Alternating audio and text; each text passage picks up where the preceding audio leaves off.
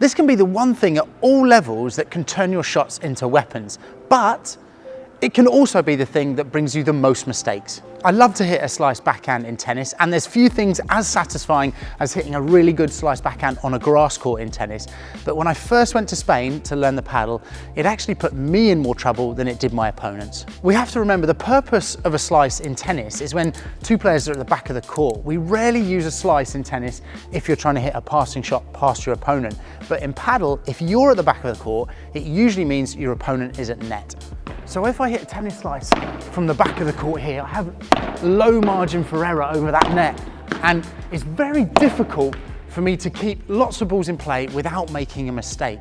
That's why in paddle, the majority of the time, we'll use a slice with a volley. There are two main exceptions to that of when you would play a slice from the back of the court. One is if you're going to hit a chiquita and the ball is above waist height and you play softly down to the feet of your opponent. And then the second exception would be if you're going to hit a slice backhand on the bajada, so the ball goes over your head in a lob, and you're going to try and keep that ball low at the other end, so you put a little bit of slice on that backhand. When it comes to the volley, it's a different story. Anything that you get on the volley, you can put a degree of slice on, and actually the easier it is and the more you want to finish the point, you would hit more slice on that ball. And this is where your slice at net can be a weapon. If you can be really aggressive, keep the ball low at the other end, then you can put your opponent under so much pressure.